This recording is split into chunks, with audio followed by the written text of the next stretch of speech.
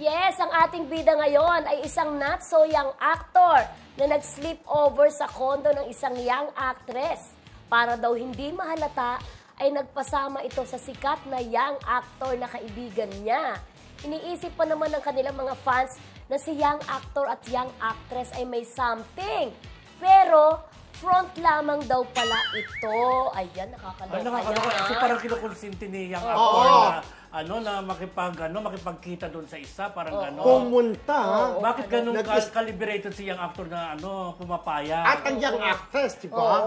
Yung young actress, hindi na ako nagtataka Hindi nagtataka. Pero to take na nag-sleep over, mag-sleep over din kanilang mga anits-nits. Di ba? Talagang yakap-yakapan niya for sure. May milagrong mangyayari. May milagrong mangyayari dyan.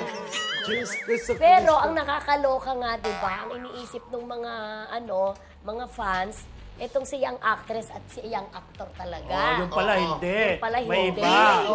Lang. Correct. Kaya pala nagagalit din yung iba. Yung mga nakakalam ng istoryang yan, di ba? Parang bakit kinukonsinti mo yung dalawa? Parang ganon. Correct. Pero, totoo naman din talaga na na-link din naman sila noon. Diba? In fairness. May chismis nga nag-orgy-orgy sila eh. Oo nga. Ay, ganon? Tatlo sila eh, di ba? Ay! Bakit ba? Saka na lang natin discuss yun. Pag-orgy, tatlo. Pero yun nga po, sino kaya? Ito na, parang tinotolerate niya pa yung dalawa, no? Naloka si Mildred sa natin. Dagdag.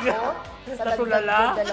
Okay. Parang talaga ngayon mga kabataan. Sikat ba sila?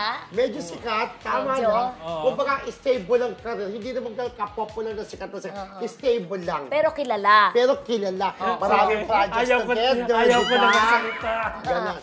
Anyway, hula-hulaan niya, ikaw. Yes, hula-hula na po kayo mga ating mga classmates. Kung sino po tinutukoy namin yung actress, yung actor, at not so young actor na ito, di ba?